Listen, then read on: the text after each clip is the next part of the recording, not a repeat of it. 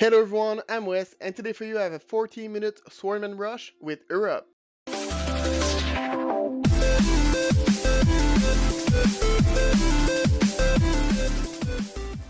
So the first thing we want to do today is to start the production of workers. Then after that, you're going to build two houses, and you're going to place your warehouse as close as possible of your wood line. If you do have the chance to have your wood and your berries one beside each other, make sure to put your warehouse between both of those resources to be able to gather them as fast as possible. Also, do not forget, if you have access to fish, go ahead for the fish because the fish can be gathered at a speed of 1.7, which is way faster than the berries. But now do not worry, because even if you do not have the perfect spawning points like I do have right now for the video, I did test that build 6 times on different maps, and the majority of them I didn't have access to any kind of fruit except the berries and the farm. The only thing who can delay you with that build is gonna be to have hard time to find some metal. On all my tests, I will say having hard time to find some metal would delay me between 30 seconds to maximum 1 minute. And so let's keep going with the build now. What I'm going to do now, I'm just going to keep building some houses to make sure my production of worker never stop. About workers, you want to put workers one on the wood, then one on the berries, and keep going like this between those two resources until you have 9 workers on the berries, then after that you're going to put all the other workers on the wood. Also, if you have access to some fish because you have that extra food, you can allow yourself to make the wood research into the warehouse just to be able to gather the wood a little bit faster, but that is only optional. After you're done building your first 6 houses, you can go ahead and build your temple. You might have to wait a few seconds before you have the resources to be able to start the construction of your temple, but do not worry about it, it is normal. When your workers will reach between 26 and 27 on your maximum population cap, which is 30 at the moment, you want to take one of your workers who are working into the wood and start building some houses. As soon as your temple is completed, you can start to research the European nation. In the same time, you're going to keep building some houses with 1 workers, and also you want to make sure to increase the number of workers on the berries up to 12 minimum. The last very important thing you do not want to forget at the Stone Age is to build your stone cutter, because if you do forget it, you will notice of the forge of the Bronze Age gonna cost you metal instead of if you just modernizing the stone cutter from the Stone Age into the forge of the Bronze Age, that's gonna only cost you some wood.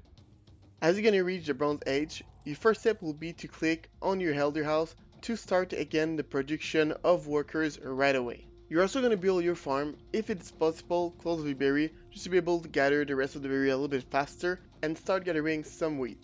In my case, in that scenario, because I got a lot of fish, my farm will come a little bit later, but if you do not have fish around you, go ahead and build your farm.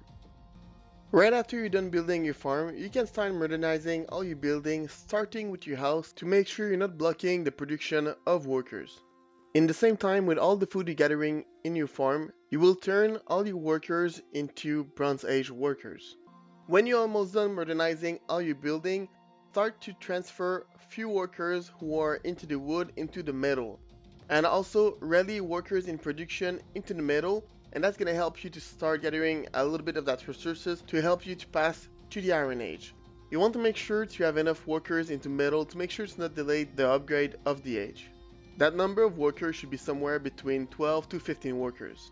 Then the next step will be to research the Iron Age after your queue of workers.